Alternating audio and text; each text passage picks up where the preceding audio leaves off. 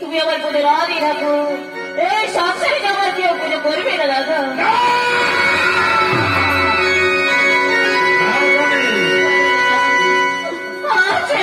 অপমান করো না, একটিবার দাও না দাদা, একটিবার পুষ্প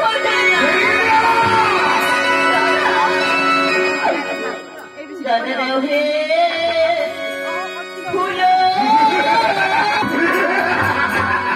দাদা দাও হে ফুলো।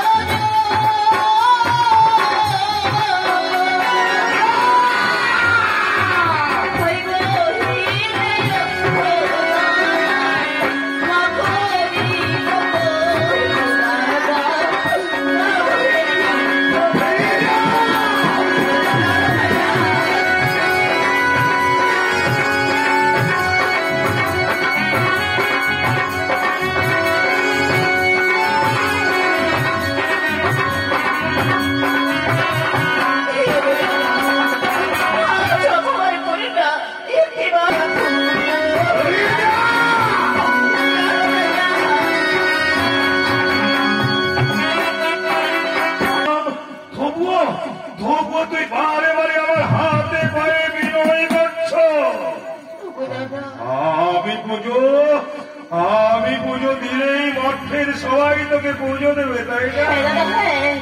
আমি যদি পুজো করে থাকো, মঠে যত দেবতা রয়েছে আমার থেকে পুষ্প চলে দাদা। বেশ সানুকা, বেশ মনসা, আমি অনেক ভেবে চিন্তে দেখলাম, তাই তো সানুকা তোমার পুজোর আয়োজন করেছিল। আমরা পুজো দিলেই যদি মঠের সবাই পুজো দিয়ে থাকে, আমি তোকে পুজো দেব মনসা। আজ আমি তোমার সৌদে আমি করলাম আসল গুরু দাদা, একবার পুষ্প আরো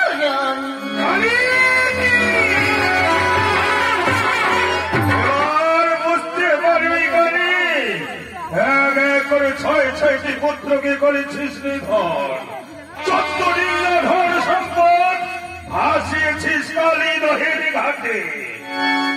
হে বাণিজ্য কালেতে কতই না যন্ত্রণা লাঞ্ছনা দিয়েছি জামাই, অনেক দিন পর সুযোগ পেয়েছি তোর, আজ সুযোগকে সদ্ব্যবহার করে গড়ায় গন্ডায় পৌঁছিয়ে দেব। মনসা,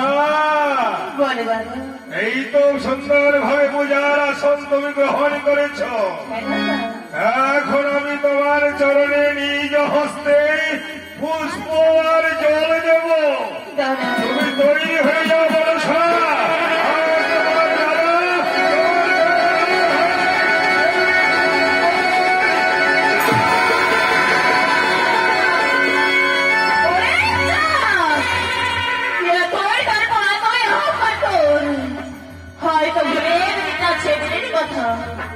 বাণিজ্য করতে গেছিলি সিংহলে বাড়ি বলতে করে রেখেছিলাম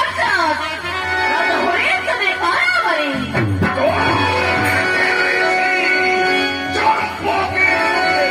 আরোই ভুলে গেছি তোর সেদিনের কথা, একে একে 6 পুত্র বেঁধে সুপারি বাগানে 14 দিকে ধার রাখতে নেমেছি।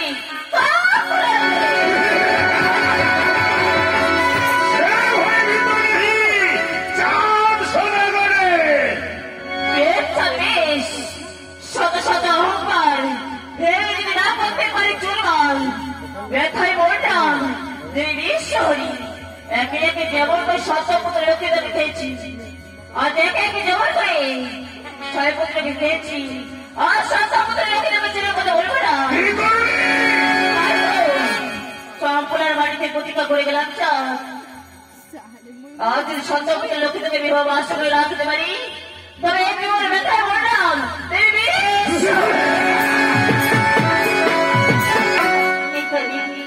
ভালো কথা আছে বলে না, কি করি উপায়, কেবল তাদের হস্তে তুলে চলে খাওয়াই। জানো কথা তোমাকে চাঁদ পুরা দিচ্ছে না কি হয়েছে দাদা দিদি? আমার